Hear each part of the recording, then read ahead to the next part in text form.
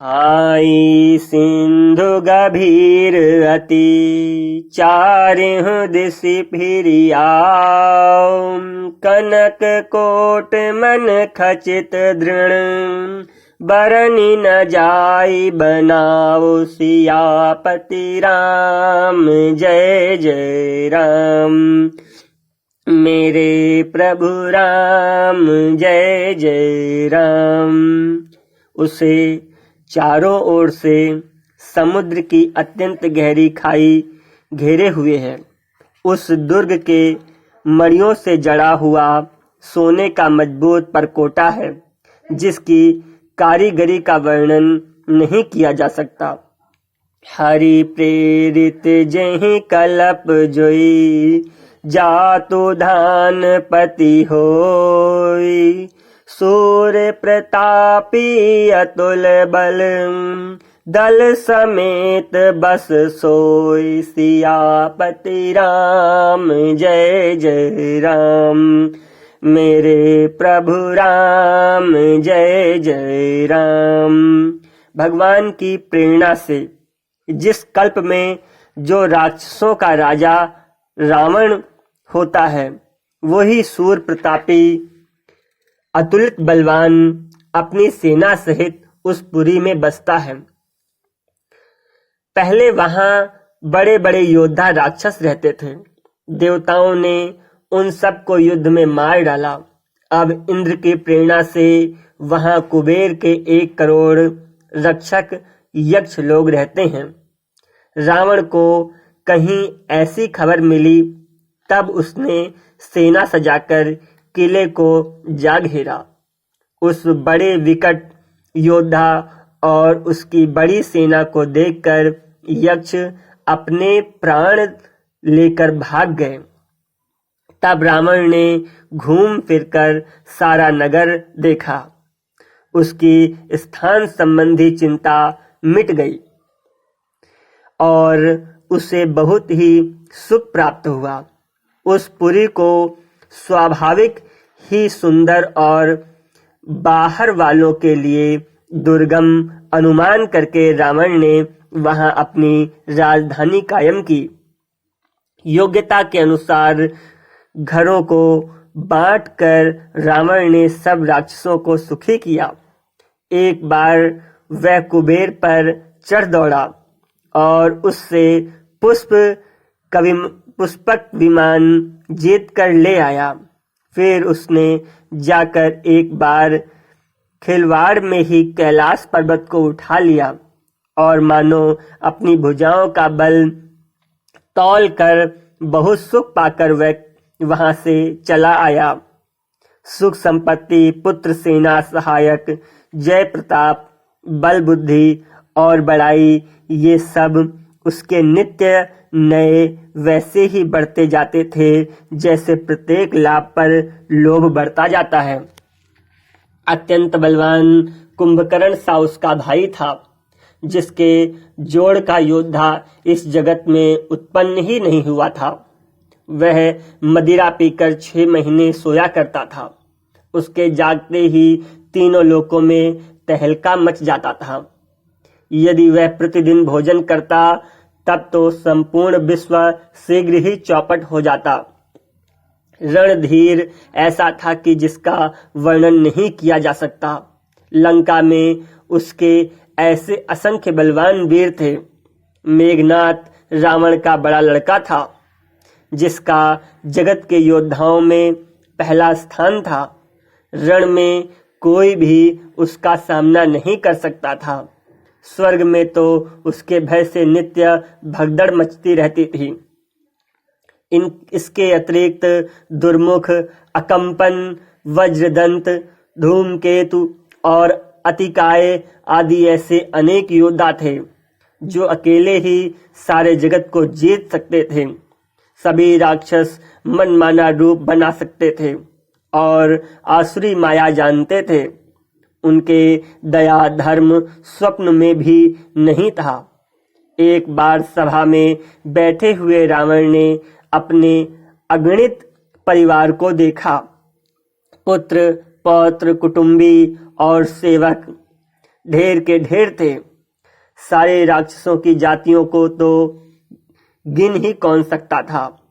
अपनी सेना को देखकर स्वभाव से अभिमानी रावण क्रोध और गर्भ में सनी हुई वाणी से बोला, हे समस्त राक्षसों के दलों, सुनो, देवतागण हमारे शत्रु हैं।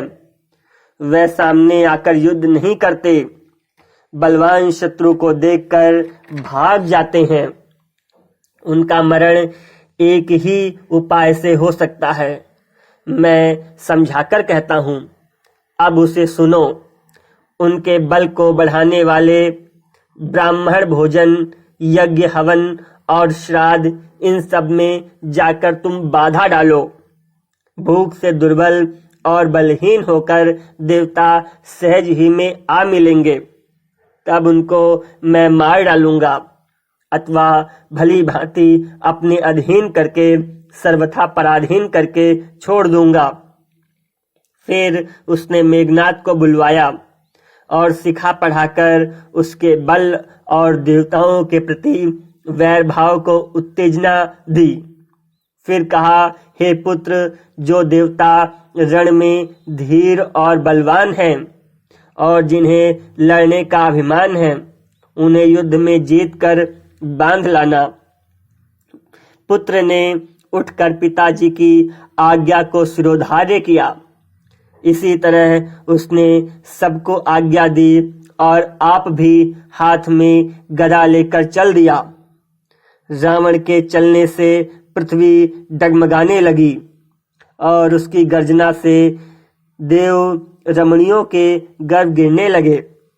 रावण को क्रोध सहित आते हुए सुनकर देवताओं ने सुमेरु पर्वत की गुफाएं तकी। भागकर सुमेरु की गुफाओं का उन्होंने आश्रय लिया। दिक्पालों के सारे सुंदर लोगों को रावण ने सूना पाया। वह बार बार सिंह गर्जना करके देवताओं को ललकार ललकार कर गालियां देने लगा था।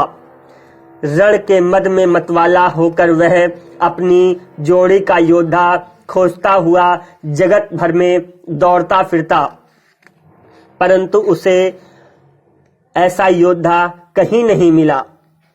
सूर्य, चंद्रमा, वायु, वरुण, कुबेर, अग्नि, काल, यम आदि सब अधिकारी, किन्नर, सिद्ध, मनुष्य, देवता और नाग, सभी के पीछे वह हठ पूर्वक पड़ गया।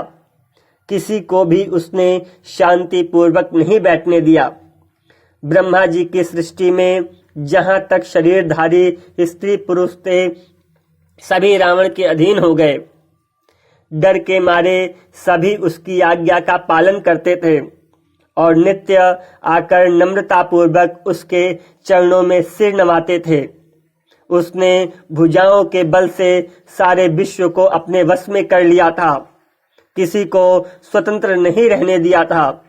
इस प्रकार मंडलिक राजाओं का शिरोमणि सार्वभौम सम्राट रावण अपने इच्छानुसार राज्य करने लगा।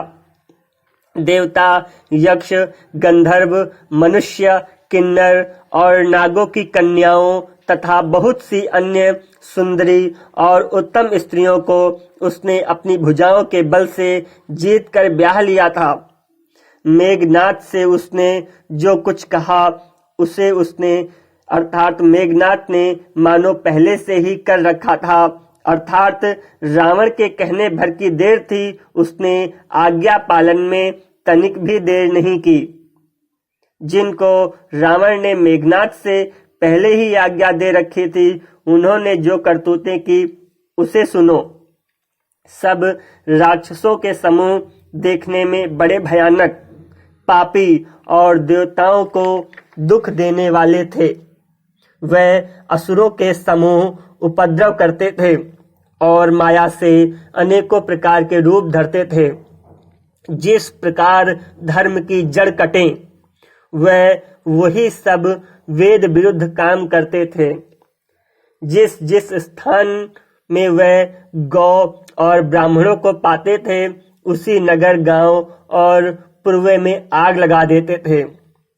उनके डर से कहीं भी शुभ आचरण ब्राह्मण भोजन, यज्ञ, श्राद्ध आदि नहीं होते थे। देवता, ब्राह्मण और गुरु को कोई नहीं मानता था। न हरि भक्ति थी, न यज्ञ, तप और ज्ञान था। वेद और पुराण तो स्वप्न में भी सुनने को नहीं मिलते थे। जप, योग, वैराग्य, तप तथा यज्ञ में देवताओं के भाग पाने की बात रावण कहीं कानों से सुन पाता तो उसी समय स्वयं उठ दौड़ता, कुछ भी रहने नहीं पाता। वह सबको पकड़कर विध्वंस कर डालता था। संसार में ऐसा भ्रष्ट आचरण फैल गया कि धर्म तो कानों में भी सुनने में नहीं आता था। जो कोई वेद और पुराण कहता उसको बहुत तरह से त्रास देता और देश से वह निकाल देता था।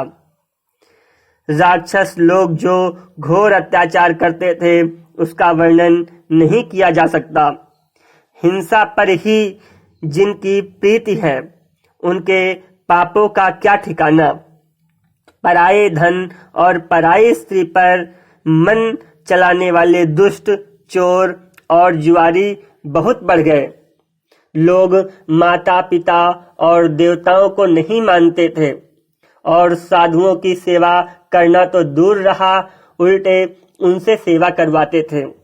श्री शिव जी कहते हैं कि हे भवानी, जिनके ऐसे आचरण हैं उन सब प्राणियों को राक्षस ही समझना चाहिए।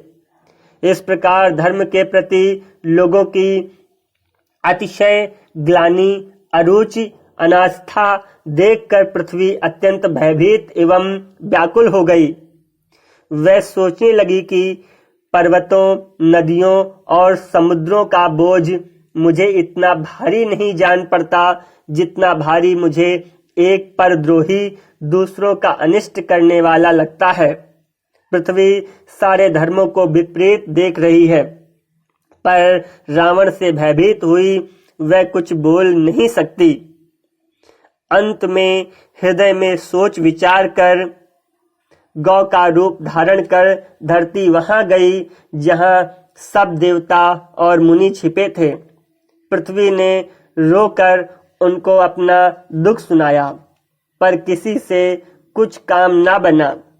तब देवता, मुनि और गंधर्व सब मिलकर ब्रह्मा जी के लोक अर्थात सत्य लोक को गए। भय और शोक से अत्यंत व्याकुल बेचारी पृथ्वी भी गौ का शरीर धारण किए हुए उनके साथ ही थी। ब्रह्मा जी सब जान गए। उन्होंने मन में अनुमान किया कि इसमें मेरा कुछ भी वश नहीं चलने वाला। तब उन्होंने पृथ्वी से कहा कि जिसकी तुम दासी हो वही अविनाशी हमारा और तुम्हारा दोनों का सहायक बनेंगे। ब्रह्मा जी ने कहा कि हे धरती, मन में धीरज धारण करके श्री हरि के चरणों का स्मरण करो। प्रभु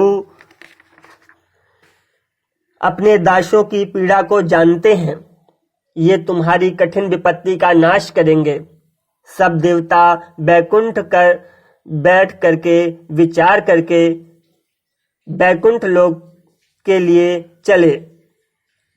प्रभु को कहाँ पाएंगे ताकि उनके सामने पुकार फरियाद करें। कोई बैकुंठपुरी जाने को कहता था और कोई कहता था कि वही प्रभु 6 समुद्र में निवास करते हैं। जिसके हृदय में जैसी भक्ति और प्रीति होती है प्रभु वहां उसके लिए सदा उसी रीति से प्रकट हो जाते हैं। हे पार्वती, उस समाज में भी था। अवसर पाकर मैंने एक बात कही, हरि व्यापक सर्वत्र समाना, हरि व्यापक सर्वत्र समाना, प्रेम ते प्रगट हो ही मैं जाना, प्रेम ते प्रगट हो ही मैं जाना। मैं तो यह जानता हूं कि भगवान सब जगह समान रूप से व्यापक हैं, प्रेम से वह प्रकट हो जाते हैं। देश काल दिशा विदिशा बताओ, ऐसी कोई जगह कहाँ है जहाँ प्रभु ना हो। वह चराचर में व्याप्त होते हुए ही सबसे रहित हैं और विरक्त हैं। उनकी कहीं अशक्ति नहीं है। वह प्रेम से प्रकट होते हैं। जैसे अग्नि अव्यक्त रूप से सर्वत्र व्याप्त है, परंतु जहाँ उसके लिए अरणिम मंथन आदि साधन किए जाते हैं, वहाँ वह प्रकट होती है।